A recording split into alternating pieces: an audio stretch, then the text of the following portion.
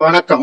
போன வாரம் நம்ம பார்த்த வீடியோல இந்த முனீஸ்வரர் கோயில துஷ்ட சக்திகள்கிட்ட பூஜாரிகள் பேச்சுவார்த்தை நடத்துறத பத்தி நம்ம பார்க்கணும். இப்ப இந்த கோவிலோட முழு வரலாறையும் நம்ம பார்க்கலாம். அந்த செம்முனீஸ்வரர் கோவில் வந்து ஈரோடு மாவட்டத்துல இருக்கக்கூடிய அந்தியூர் பக்கத்துல இருக்கக்கூடிய பூச்சாரியூர், பட்லூர் பூச்சாரியூருங்கிற கிராமத்துல இருக்கக்கூடிய இந்த செம்முனீஸ்வரர் கோவிலை பத்தி நம்ம பார்ப்போம்.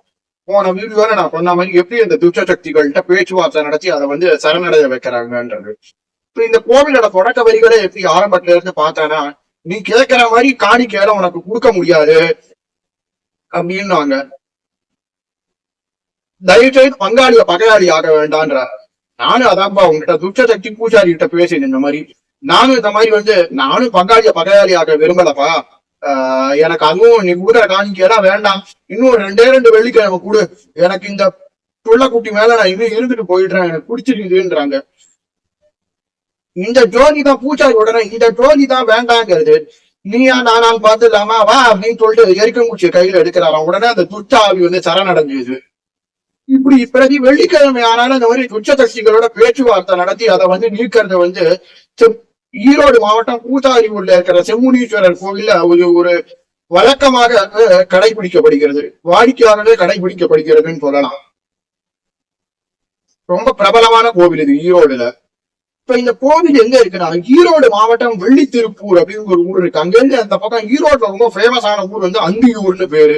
இந்த அந்தியூர்ல இருந்து ஒரு 13 கிலோமீட்டர் உள்ள போனோம்னா வந்து எந்த ஊர்னா வெள்ளித்திருப்பூர், பட்லூர் பூச்சாரியூர்னு ஒரு ஊர் இருக்கு. இந்த பூச்சாரியூரோட எல்லையில தான் செம்முனீஸ்வரர் கோவில் கொண்டு வீட்டு இருக்கிறார்.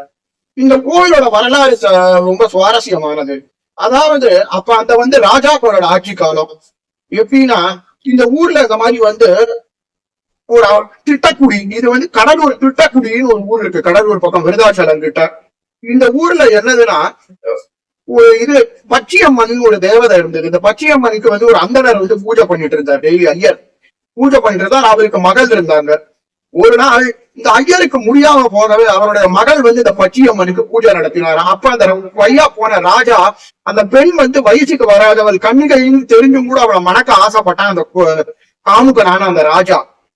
அப்போ உடனே இதனால வருத்தி அந்தனர் என்ன தெரியுமா பண்ணினா, இல்ல என்னால இதை வந்து அந்தனர் வந்து மறுக்கவே, உங்க 2 பேரையும் வந்து நான் தலைய சீவிடுவேன் அந்த ராஜா மிரட்ட.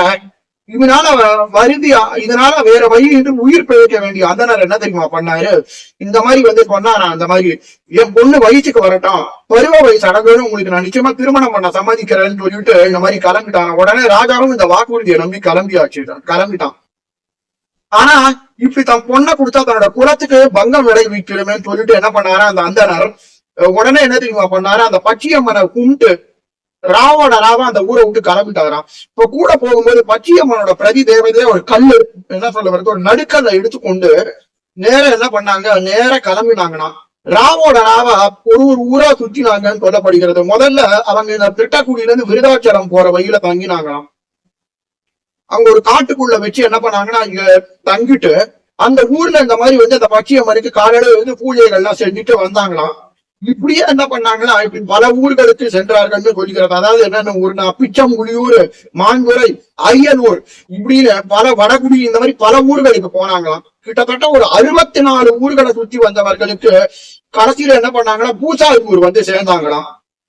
பூச்சாரியூர்ல என்ன பண்ணாருன்னா அந்த அந்த கல்ல என்ன பண்ணாரு, ஒரு குளத்துல தூக்கி எரிஞ்சாரு அந்த பூச்சாரி ஐயர் அந்தனர். உடனே அந்த கல்லு என்ன பண்ணிட்டான், அந்த பூச்சாரியோட கூட மேல வந்து ஏறிச்சான் அந்த கல்லு, அந்த பச்சையமான வழிபட்டப்பட்ட கல்லு. உடனே பச்சையம்மனுடைய இது வந்து உணர்ந்தாரா அந்த பூச்சாரி, மிகுந்த பயபக்தியோட பூச்சாரிய ஆரம்பிச்சாரு. அப்ப போன ஊருக்குலாம் அவர் எடுத்துட்டு போய் அந்த அம்மனை வழிபட ஆரம்பிச்சாரு பயபக்தியோட. ஒரு நாள் ஒரு கட்டத்துல இதே பூச்சாரி ஊர்ல என்ன ஆச்சா, அந்த கல்ல ஒரு நாள் அந்தனர் வந்து குளித்து விட்டு, ஒரு ஆத்துங்கரையில குளித்து விட்டு என்ன பண்ணாரா, காவேரி ஆத்துல குளிச்சு விட்டுட்டு, பவானி ஆறுல குளிச்சு விட்டுட்டு என்ன பண்ணாரு, வரப்பாய காட்டும் போது இந்த கல்லை காணுமா. இந்த கல்லை முட்டும் தேடி பார்த்தேன். இந்த அந்தனருக்கு ஒரே வருத்தம், கல் எங்க போச்சுன்னா உடனே பச்சையம்மன் ஒரு புதர்ல இருந்து குரல் கொடுத்தாலாம், எனக்கு இந்த இடம் ரொம்ப பிடிச்சிருக்கு, இங்க நான் இருக்கிறேன்ப்பா, எனக்கு இந்த இடத்துல கோவில் கட்டி கும்பிடுன்னு சொன்னாலாம். உடனே அந்தனரும் அந்த இடத்துல தங்கி விட்டார்கள். அவருடைய மகள்களும் அந்த இடத்துல தங்கி பச்சையம்மனுக்கு பூஜை நடந்துட்டு.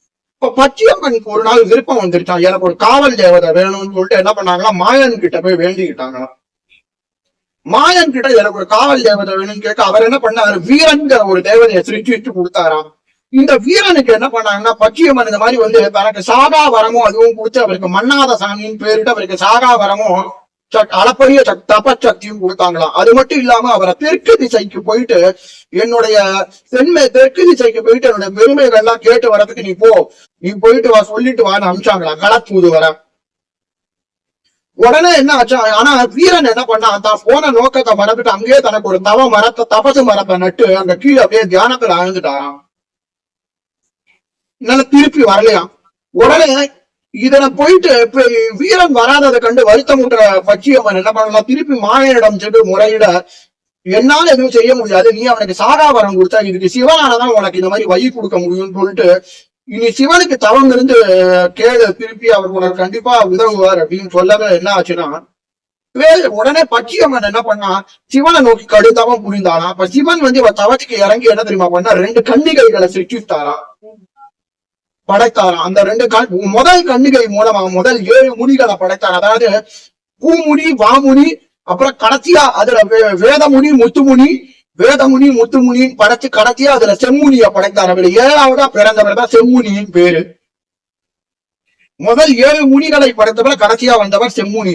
2வது கன்னிகை மூலமா தான் வந்து பூமுனி, லாடமுனி, வாமுனி, பூமுனி லாடமுனியா படைச்சிட்டு கடைசியில கொடிமுனிய படைச்சாராம். மொத்தம் ஒரு 16 முனிகளை படைத்தார்னு சொல்லப்படுகிறது. இப்ப இங்க 7 முனிகள், இங்க ஒரு 7 முனிகள், 16 முனிகளை படைத்தார்னு சொல்லப்படுகிறது. இதுல மிகவும் துடிப்புடன் பகுத்தறிவு சக்தியுடன் விளங்கினவர். அதாவது என்ன சொல்றது, அறிவாற்றலும் சக்தியுடன் மிகுந்த பலசக்தியுடன் விளங்கினதா வந்து செம்முனி. இந்த செம்முனி வந்து உடனே வந்து மாயன் கிட்ட போயிட்டு அந்த பூலோகத்துல படைத்த காரணம் யாருன்னு போய் கேட்டாராம் மாயன் கிட்ட. உடனே மாயன் சொன்னாராம், பச்சையம்மனுடைய காவல் தேவைதான வீரன் இந்த மாதிரி வந்து தன்னோட கிட்ட வேலையை மறந்து தவத்துல இருக்கான், நீங்க அவன்கிட்ட எப்படியாவது போரிட்டு அவனை பச்சையம்மன்ட்ட திருப்பி ஒப்படைக்கிறதுதான் உங்களோட வேலைன்னாராம். உடனே செம்முனி என்ன பண்ணானா தன்னோட 16 முனி சகோதரர்களோடையும் கிளம்பினாங்க. 16 முனி சகோதரர்களோடையும் அங்க போயிட்டு வீரனுக்கும் முனிகளுக்கும் கடும் போர் நடந்துதான். போர் நடக்கவே ஒரு கட்டத்துல வீரனுக்கு அங்க கடும் போர் நடக்கவே வீரனுடைய உடம்புல பல வெட்டிக்காயங்கள் விழவே அந்த குருதி விழவே பல வீரன்களா உருவெடுத்தாராம். ஒரு கட்டத்துல அந்த வீரன் உடம்புல இருந்து பல வீரன் உருவானாராம். ஒரு கட்டத்துல என்ன ஆச்சு, அந்த இவர்களுடைய முனிகளுடைய வீரத்தை தாக்கு பிடிக்க முடியாத இந்த வீரன் என்ன பண்ணா, ஒரு கெண்டை மீனா என்ன தெரியுமா பண்ணார், நேரம் அப்படியே போய் உருவெடுத்து கடல்ல குதிச்சாராம். இத பார்த்த வாமுனி என்ன தெரியுமா பண்ணார், கடல்ல இருக்கிற நீர் அத்தனையும் உறிஞ்சு என்ன தெரியுமா நீரை உறிஞ்சாராம். உடனே செம்முனி என்ன தெரியுமா பண்ணாரா, மீன் வடிவத்துல இருந்த வீரனை கையில தூக்கி வச்சுக்கிட்டு நீ ஒழுங்கா இங்க கூட வந்துருப்பா, உங்களை நான் பச்சையம் மட்டும் சேர்த்துடுறோம். உடனே முனிகள்கிட்ட சரணடைஞ்ச வீரன் என்ன தெரியுமா பண்ணாரு, தன்னை பச்சையம் மட்டும் கொண்டு விடும்போது பணிக்கவே பச்சையம் மட்டும் கொண்டு விட்டாராம் செம்முனி. இவனால நன்றி உணர்வோட பச்சையம்மன் என்ன சொன்னாங்கன்னா, என்னதான் இந்த கோவில்ல நான் தான் பிரதான தெய்வமா இருந்தாலும், எனக்கேதான் முதல் பந்தியா இருந்தாலும் பூஜையா இருந்தாலும், இதிலிருந்து இந்த கோவில் உன்னுடைய பெயரால் அழைக்கப்படட்டும். அதனால இனி இந்த கோவில், அதனால அந்த கோவிலுக்கு என்ன பேருனா செம்முனீஸ்வரர் கோவில்னே பேரு. அதனால இனியிலிருந்து இன்னும் அந்த கோவிலுக்கு பேரு செம்முனீஸ்வரர் கோவில் தான் பேரு. இந்த கோவிலோட பிரதான தேவதையே செம்முனீஸ்வரர் தான். இப்ப செம்முனீஸ்வரர் என்ன பண்ணாருன்னா அந்த சகோதரர்களோட இந்த கோவில் கொண்டாருன்னு சொல்லப்படுகிறது. அங்க முத்துமுனி, லாடமுனி, வேதமுனி, முனி சகோதரர்களோட கோவில் கொண்டார். இந்த கோவில் எப்படின்னா உள்ள போறோம், ஒரு கீற்று கொட்டகை உள்ள உட்கார்ந்துருக்காரு. கீற்று கொட்டகை உள்ளதான் வந்து செம்முனீஸ்வரர் உட்கார்ந்துருக்காரு. செம்முனீஸ்வரர் பிரதான தேவதா. இந்த பக்கம் அவருக்கு பக்கத்துல ஒரே அடியில ஒரு என்னது 16 அடி உயரத்துல அவருடைய களத்தூதுவரான வாமுனீஸ்வரர் உட்கார்ந்துருக்காரு. இந்த பக்கம் இவருக்கு செம்முனீஸ்வரர் எதிர் பக்கத்துல இப்படி பாத்தீங்கன்னா பூமுனி சாமி உட்கார்ந்துருக்காராம். இதுக்கு எதிர்ப்புற இந்த பக்கம் வலது பக்கம் பார்த்தா முனி சகோதரர்கள் எல்லாம் இருக்காங்களாம். இந்த பக்கம் நேர ஒரு குடிலுக்குள்ள போனா பச்சையம்மன், மன்னாத சாமி, இந்த கோவில்ல பச்சையம்மன், மன்னாத சாமி, பாம்பு பிடாரன், முக்காட்டு கன்னிகை, அப்புறம் வேற யாரு வேந்தமலை ஹனுமன், ரங்கநாதர், கஞ்சமலை சித்தர், இந்த மாதிரி பல தேவதைகள்லாம் அந்த கோவில்ல இருக்கு. அரசியலங்குமாரன் போல பல தேவதைகள்லாம் இருக்கு இந்த கோவில்ல. இதுல குறிப்பா இந்த கோவில்ல எப்படின்னா பேய் பிசாசு பில்லி சூன்யம் பிடிச்சவர்களுக்கெல்லாம் ஒரு கை தேர்ந்த மருத்துவரா இருக்கிறவர் வந்து செம்முனீஸ்வரர்.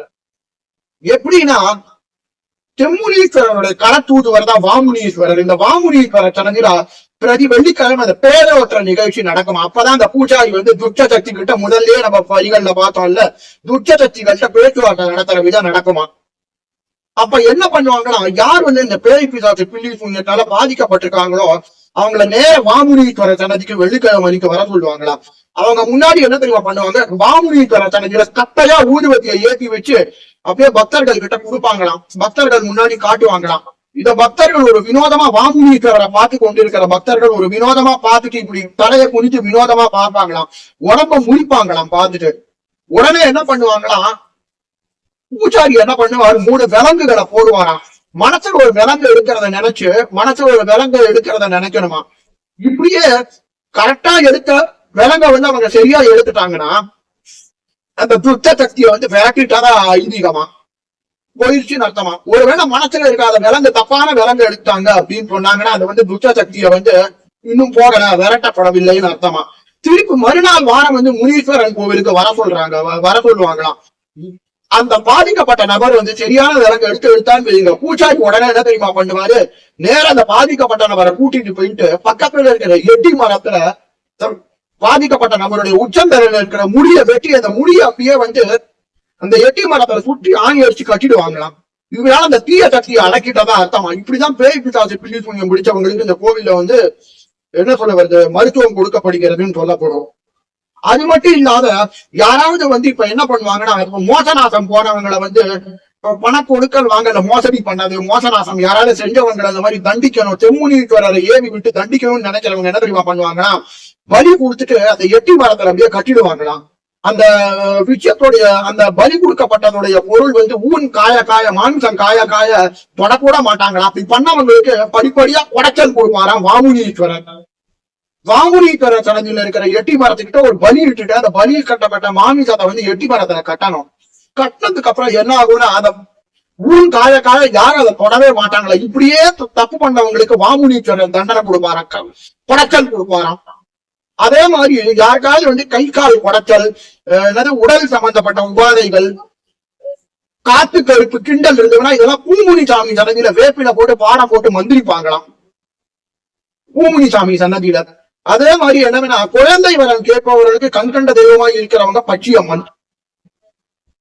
இந்த கோவில்ல திருவிழான்றதுன்றது என்னன்னா, சித்திர மாசம் 3வது வாரம் வரக்கூடிய திருவிழா ரொம்ப வரப்பிரசாதி. அப்ப என்ன பண்ணுவாங்களா, செம்முனீஸ்வரர், மன்னாதசாமி, பச்சையம்மன்கிற 3 தேவதைகளுடைய சிலைகளை, வெள்ளி சிலைகளை வைத்துக் கொண்டு என்ன பண்ணுவாங்களா, திரும்புவாங்களாம். இந்த ஊர்ல இருந்து 3 கிலோமீட்டர் கிட்ட இருக்கிற குண்டாங்கல் மடுவு அப்படிங்கிற ஊருக்கு போவாங்களாம் மேலத்தாளத்தோட. அங்க என்ன தெரியுமா பண்ணுவாங்க, அதுக்கு முன்னாடி பச்சையம்மனுடைய ஓலக்கூட ஒண்ணு இருக்குமா, அந்த ஓலக்கூடையை எடுத்துட்டு பூஜையில வைப்பாங்களா. அதுக்கப்புறம் அந்த குண்டாங்கல் மடுவுங்கிற ஊருக்கு வருமா, ஓலக்கூடையை வச்சு பூஜை நடத்துவாங்களாம். ஓலக்கூடையை வச்சு பூஜை நடத்தணும்னா அந்த அசைவ பலி நடக்குமா. அந்த பலி நடத்தோட பலி நடந்து கொடுத்ததுக்கு அப்புறம் என்ன தெரியுமா பண்ணுவாங்களா, அந்த ஓலக்கூடையோட போயிட்டு கோவிலுக்கு சென்றடைவாங்களாம். இப்ப முனீஸ்வரர் சாமியாரு அந்த பலிகளை ஏற்றுக்கொண்ட பிறகு என்ன பண்ணுவாங்களா, அந்த பலியிடப்பட்ட அந்த அத்தனையுமே வந்து கோயிலோட உபயதாரர்களுக்கு தான் கொடுக்கப்படுமா, வேற யாரும் வாங்க மாட்டாங்களாம். அதுக்கப்புறம் என்ன ஆச்சுன்னா, முனீஸ்வரர் என்ன பண்ணாங்கன்னா, 3 தெய்வதைகளுக்கும் உடனே கோவிலுக்கு எல்லாரும் புறப்பட்டு வந்துருவாங்க. 3 சாமிகளும் முனீஸ்வரர் போன்ற மற்ற தேவதைகளுக்கெல்லாம் சிறப்பு பூஜைகள் நடத்துவார் பூஜாரி. அதுக்கப்புறம் மறுநாள் காலையில அனைவரும் தேர்ல ஊருக்கு திருவிழா முடிஞ்சு ஊருக்கு திரும்பிடுவாங்க. இதுதான் இந்த செம்முனீஸ்வரர் கோவில். அதாவது மனநலம் பாதிக்கப்பட்டவர்களுக்கு கை கால் கொடுத்தல் எல்லாத்துக்கும் ஒரே தீர்வா இருக்கக்கூடிய அந்த செம்முனீஸ்வரர்ங்கிறவர் வந்து ஒரு மிகப்பெரிய சிறந்த வைத்தியர். என்னைக்கும் அந்த நம்பிக்கையை பொய்க்க விடுவதில்லை என்றது இன்றும் நம் கண்கூடாக காணலாம். அந்த செம்முனீஸ்வரர் கோவில்ல பக்தர்கள் கூட்டம் அலைமோதி கொண்டே இருக்கிறது இந்த கோவிலுக்கு.